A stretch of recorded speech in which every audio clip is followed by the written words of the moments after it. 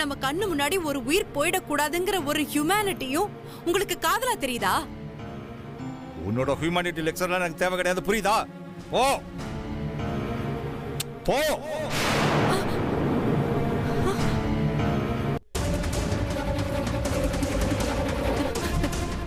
ஜோதி, அவர்தான் சொல்றாருல, மறுபடியும் அவர்ட்ட வாதம் பண்ணிட்டு இருக்காத. வா வா சொல்றேன். அப்படி இல்லம்மா, அவர் வீட்ல தகவல் சொல்லணும்மா. சொல்றேன்ல அம்மா. சித்ரா, தர்மாவை நாளைக்கு ஈவினிங் வரைக்கும் உங்க வீட்டில் தான் இருக்க சொல்லியிருக்கேன். கார்த்தி என்ன ஆனா அவங்க என்ன மூவ் பண்றாங்கன்னு தெரியற வரைக்கும் அவன் அங்கேயே இருக்கட்டும். சரிங்க மாமா, நான் வேணா அங்க போய் இருக்கவா? வேணாம் வேணாம், அம்மாவுக்கு உதவி தேவைப்படும். ஆமா, அம்மா என்ன பண்றாங்க? தூங்குறாங்களா இல்ல வெளியில கூட வரலையே? தெரியல மாமா, விஷயம் நம்ம கையை மீறி போயிடுச்சுங்கிற மாதிரி ரொம்ப புலம்புனாங்க. அவ்வளவுதான் எனக்கு தெரியும். சரி, நான் போய் பார்க்கறேன்.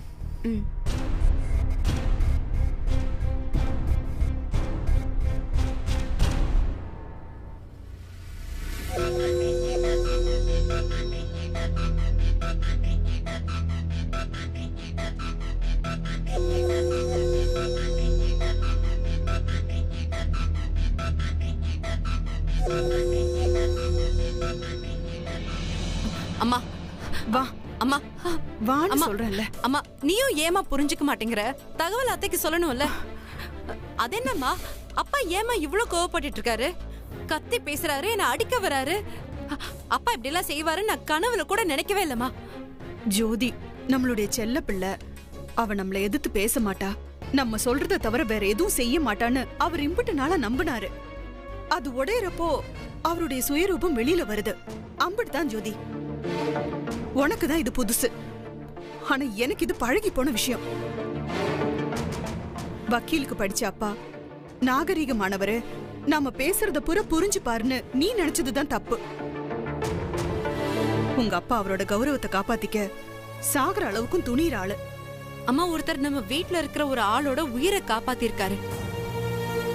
அதுக்கு நம்ம நன்றியோட இல்லனா கூட பரவாயில்ல. கொஞ்சமாச்சும் மனுஷ தன்மையோட நடந்துக்கணும் இல்லம்மா?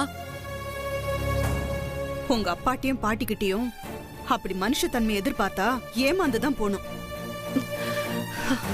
இந்த கத்தி குத்து விவகாரம் தெரிஞ்சா ஜெயலட்சுமி அழுவால, உசுறு நொறுங்க கதறுவால. அத கூட உன் பாட்டி ரசிக்கத்தான் செய்வாங்க. அவங்களும் உங்க பையனும் எப்படியும் இருக்கட்டும்மா, நாமளும் அப்படியேதான் இருக்கணும்னு ஏமா எதிர்பார்க்கறாங்க? அத்தைக்கு இன்னும் தகவல் வேற சொல்லல. ஹாஸ்பிட்டல்ல அனாதை மாதிரி விட்டுட்டு வந்திருக்கோம்மா. இது தப்பு இல்லையாமா? தப்புதான் ஜோதி. ஆனா உங்க அப்பா தான் கேஸ் ஆகும், நம்ம குடும்ப பேரு கெட்டு போகும்னு கிடந்து குதிக்கிறாப்ல. இப்ப கீழே உங்ககிட்ட பேசினத நீ பார்த்தல. உன்னை கூப்பிட ஆஸ்பத்திரி வரப்பெல்லாம் அம்புட்டு அலர்னாப்ல. கில்ட்டியா இருக்கமா? எனக்கு நீ ஹெல்ப் பண்ண, பதிலுக்கு நான் உன்னை ஹாஸ்பிட்டல்ல அட்மிட் பண்ணேன்னு பேசுறதெல்லாம் ரொம்ப தப்புமா. இது துரோகத்தை விட பெரிய தப்பு. புரியுது ஜோதி, ஆனா இப்ப போய் நம்ம என்ன செய்ய முடியும்? உன் அத்தைக்காரி உடம்பு இருக்கிற நிலைமையில அவகிட்ட எந்த தகவலையும் சொல்ல முடியாது. அதிர்ச்சியில நெஞ்சடைச்சு விழுந்து போவா. அதான் அவளுக்கு நான் போன் கூட பண்ணல. பெத்தவட்ட உன் மகன் குத்துப்பட்டு ஆஸ்பத்திரியில கிடக்குறேன்னு சொன்னா எம்புட்டு அழுவா. அவ மனசு எப்படி எல்லாம் துடிக்கும். அதுக்காகலாம் அவங்க கிட்ட சொல்லாம இருக்க முடியாதுமா. இரு.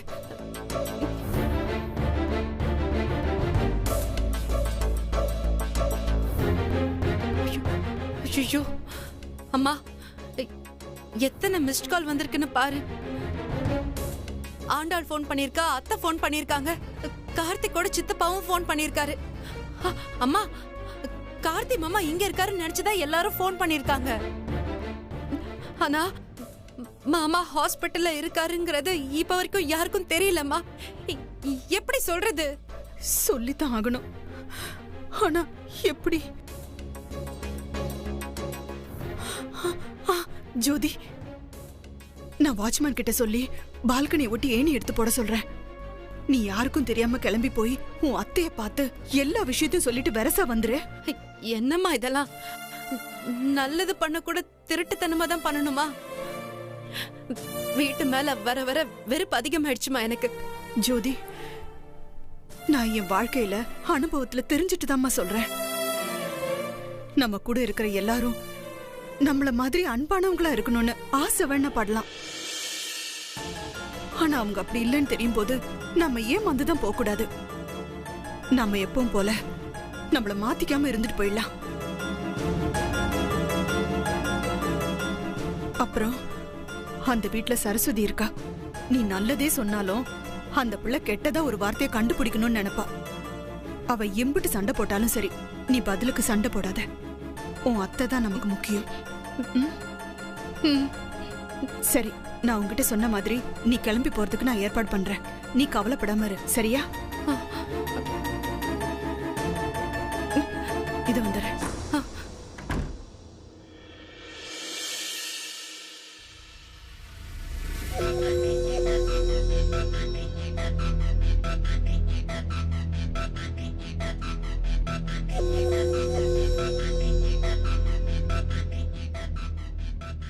எது நடந்தாலும் ஆத்தாளும் மகளும் திருந்தவே மாட்டீங்க போல இருக்கா. தப்பிச்சு போய் தகவலை சொல்லி அவன் உசுரை காப்பாத்தி போடணும். போ போ, எப்படியும் இங்கதானே திரும்பி வரணும். வர்றப்ப வச்சுக்கிறேன்டி உனக்கு கச்சேரி.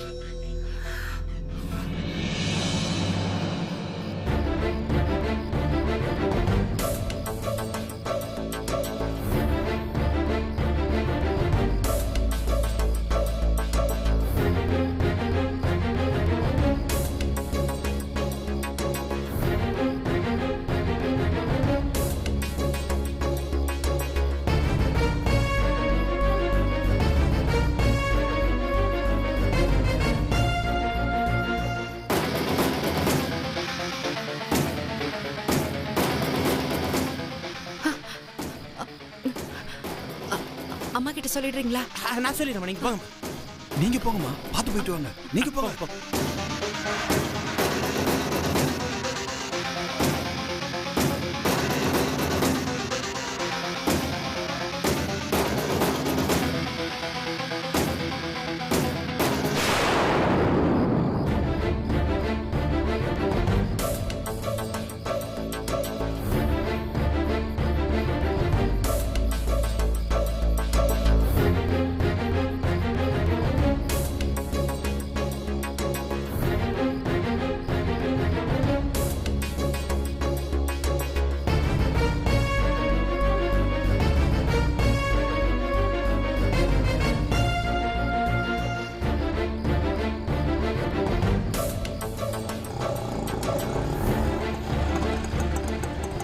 அம்மாடி, என்னங்க? அம்மாடி ஜோதி,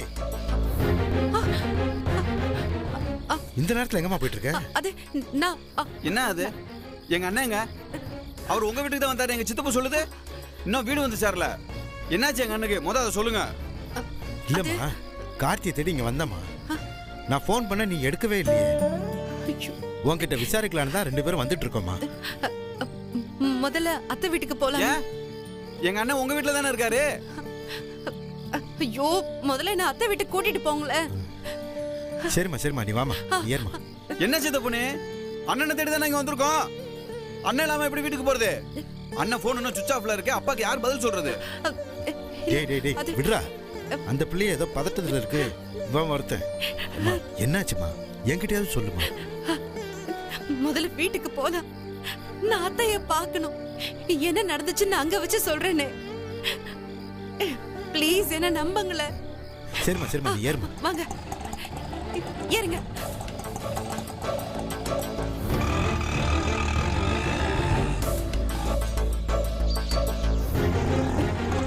நிறுத்துங்க.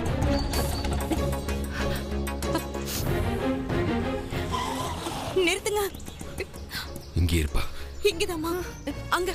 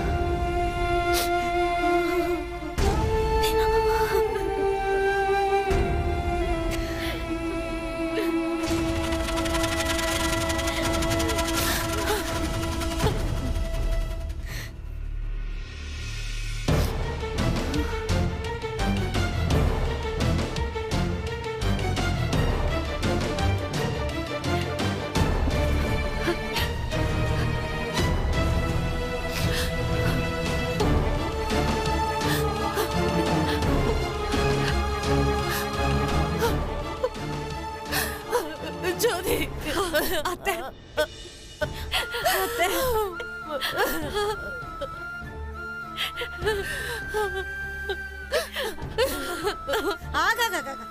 இது இப்ப ரொம்ப முக்கியம். அண்ணே, நான் வீட்டுல வச்சு சொல்லல. வேற என்னமோ பிரச்சனை நடந்துச்சு, இவன் நம்ம கிட்ட போய் சொல்றான்னு. நீதான் உன் பொண்டாட்டி சொல்றது கேட்டுட்டு அப்படியே நம்பின. பாத்தியா சரசு, ஒரு தகவலை சொல்றது ரொம்ப சுலபம். ஆனா அந்த தகவலை யார்கிட்ட எப்படி சொல்றோங்கிறது ரொம்ப முக்கியம். என் உடம்பு இருக்கிற நிலைமை உனக்கு புரியாது. அத அவ யோசிச்சிருக்கா. அதனாலதான் ஆக்சிடென்ட் ஆயிருக்குன்னு சொல்லிருக்கு புள்ள. ஜெயம்மா, புள்ளைக்கு லேசா காயம் பட்டா கூட நீ கதறுவ. உன்கிட்ட காயம் பட்டுச்சுன்னு சொல்றதுக்கும் கத்தி குத்து விழுந்துடுச்சுன்னு சொல்றதுக்கும் பெரிய வித்தியாசம்லாம் கிடையாது.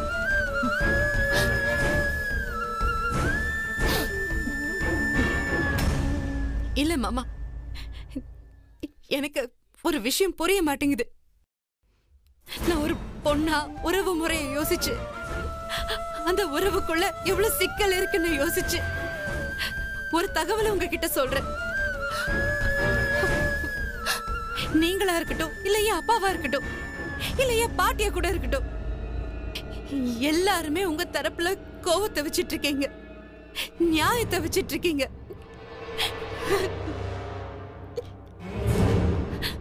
உங்க தரப்புல இருந்து அந்த நியாயத்தை பேசுறீங்க. அவங்க உங்க தரத்துல இருந்து நியாயத்துக்கு வாழ்றதுதான் வாழ்க்கை. நீங்க உங்க தரப்புல இருந்து நியாயத்தை சொல்ற மாதிரி எல்லாரும் அவங்க தரப்புல இருக்கிற நியாயத்தை சொல்லுவாங்க. அவங்க தரப்புல இருக்கிற நியாயத்துக்கு வாழ்றதுதான் உண்மையான வாழ்க்கை.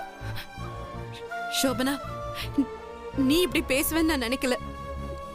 நான் சொல்ல வந்ததே வேற. Practical real life. அப்போ நாங்க யாருமே பிராக்டிகலான வாழ்க்கையை தெரிஞ்சுக்காம தப்பா வாழ்றோம்னு சொல்ல வரியா? நானும் ஆரம்பத்துல இருந்து பாக்குறேன். எல்லா டைம்லயும் நீ நல்லவன்னு காமிக்கிறதுக்கு ட்ரை பண்றிய தவிர வேற எதையும் செய்ய காணுமே. ஒரு புள்ள வீடு தேடி வந்து தகவல் சொல்லிருக்கு. அந்த புள்ள ஹாஸ்பிட்டலுக்கு கூட்டிட்டு வந்திருக்கு. அதுகிட்ட என்ன நடந்திருக்குன்னு கேட்டு தெரிஞ்சுக்காம இப்படி ஆள் ஆளுக்கு குத்தவாளி போல கேள்வி கேட்டுட்டு இருந்தா என்ன அர்த்தம்?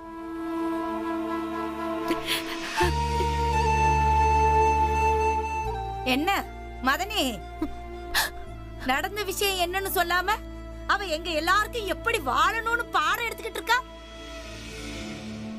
சித்தி, நான் என்ன சொல்ல வரேன்னு கொஞ்சம் புரிஞ்சுக்கோங்க ப்ளீஸ். சரிம்மா, நான் உன்னை புரிஞ்சுக்கிறேன். உன் வீட்டில் என்ன நடந்துச்சு? என் மகன் உன் அண்ணன் எதுக்காக கத்தியால குத்துனான்? ஐயோ,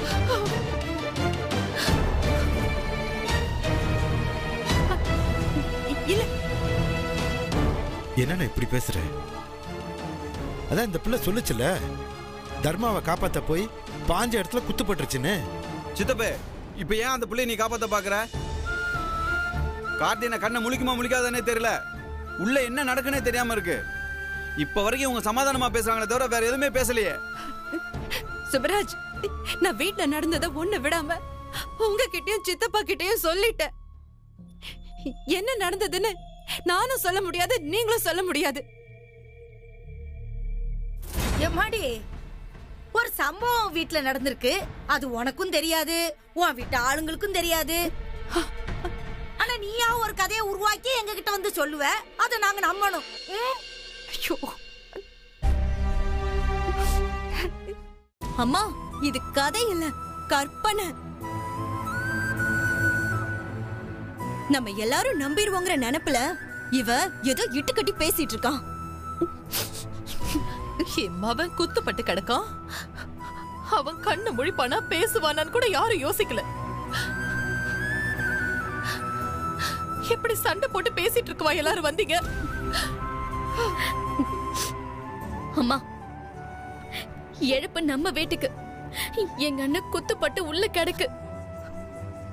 அதுவும் நமக்கு யாரு எதிரியோ அவங்க வீட்டுலதான். குடும்பத்தை சேர்க்கணும்னு நினைக்கிறவங்க முதல்ல என்ன சொல்லிருக்கணும்? கார்த்தி மாமா எங்க வீட்டுக்கு வந்தாரு, இந்த மாதிரி சம்பவம் நடந்துச்சு அப்படின்னு நேரடியாவோ இல்ல ஒரு போன் காலோ பண்ணி சொல்லிருக்கணும்ல. வீட்டுல என் மடியில மாமா மயக்கம் போட்டு விழுந்தாரு. அதுக்கப்புறம் தான் அவர் குத்தப்பட்டிருக்காருன்னு எனக்கு தெரிய வந்துச்சு. அவர் என்ன நிலைமையில எங்க வீட்டுக்கு வந்தாரு, எப்படி இருந்தாருங்கிறது எல்லாத்தையும் பார்த்தவனா. அவரை பத்தி குறை சொல்ல கூடாதுன்னு மட்டும்தான் அவரு குத்துப்பட்ட தகவலை மட்டும் நான் சொன்னேன். எங்க அண்ணன் குடிச்சு போட்டு வந்துச்சு, அம்புட்டு தானே? உன் கையை பிடிச்சி இழுத்துச்சா இல்ல உங்க வீட்டுல யார்ட்ட முறை நடந்துச்சா? சுப்ராஜ், வீட்ல என்ன நடந்துச்சுன்னு தெரியாம பேசாதீங்க. நீங்க என்ன கார்த்திக் கூட சண்டை போட்ட ஜோதியா தான் பாத்திருக்கீங்க. உங்க வார்த்தை என்ன கொல்லணும்னு நினைச்சிட்டே தான் நீங்க பேசுறீங்க என்கிட்ட. அவர் என் அத்தை பையன், என் மாமா. அவரை குறை சொல்லி என்ன உயர்த்திக்கணும்னு நான் கனவுல கூட யோசிக்க மாட்டேன். இங்க பாருமா, உன் கனவை பத்தி பேச 2 குடும்பத்தையும் சேர்க்கணுங்கிற பேர்ல நீ செய்யற ஒவ்வொரு அட்டூழியத்தையும் பொறுத்துக்க நான் ஒன்னும் தியாகி இல்ல.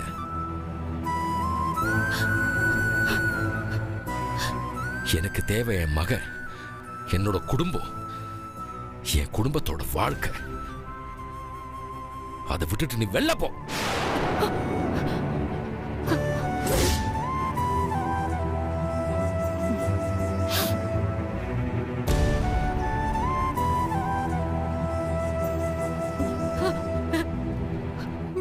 வெளியில போன்னு சொல்றீங்களே, உறவுங்கிறது நீங்க வேணாங்கிறப்ப கழட்டி போடுற செருப்பு இல்லைங்க.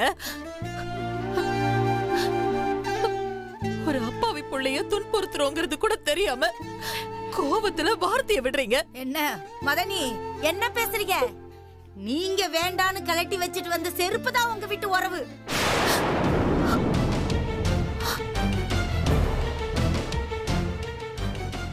என்ன புதுசா இன்னைக்கு தலையில தூக்கி வச்சுக்கிட்டு உறவு கொண்டாடுறிய? வேணா சித்தி, நம்ம 2 குடும்பத்துக்கும் நடுவுல நிறைய பகை இருக்கு, நான் ஒத்துக்கிறேன். ஆனா பகைய தீர்த்துக்கவோ இல்ல சண்டை போட்டுக்கவோ இது நேரம் கிடையாது. அதையே நீங்க யாரும் புரிஞ்சுக்க மாட்டேங்கிறீங்க.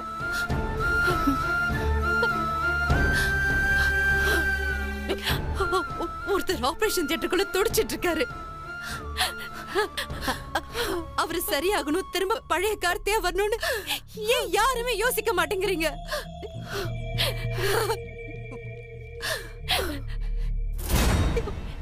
இந்த புள்ள வக்கீலுங்கிறத நிரூபிச்சுக்கிட்டே இருக்கு. அவ பக்கம் தப்பே இல்லைன்னு நிரூபிக்க எப்படி வாதாடுதுன்னு பாருங்க. ஐசு, உனக்கும் உன் அம்மாவுக்கும் கதறிக்கிட்டு கிடக்கிற உசுரை காப்பாத்த தெரியாது. ஆனா அத கத்தியில குத்திட்டு கதறத வேடிக்கை பார்க்க மட்டும் நல்லா தெரியும். நெசமாவே உன் மாமா மேல உனக்கு அன்பு இருந்தா நீ இப்படி எல்லாம் பேசிருக்க மாட்ட. அத்தை, மொத்த குடும்பத்தையும் எதிர்த்துக்கிட்டு பகைச்சுக்கிட்டு இந்த புள்ள செய்யற உதவியை மதிக்க மாட்டீங்களா? என் குடும்பத்தை சேர்ந்தவங்களுக்கு நேசிக்கவும் தெரியும், அதை காப்பாத்திக்கவும் தெரியும். அதுக்காக தான் 32 வருஷமா நான் போராடிட்டு இருக்கேன். என் குடும்பமும் காத்துட்டு இருக்கு. ஆனா நீயும் குடும்பமும் மட்டும்தான் அதை புரிஞ்சுக்கல. இனி காத்திருக்கவும் தேவையில்லை, அவங்க நேசிக்கவும் தேவையில்லை.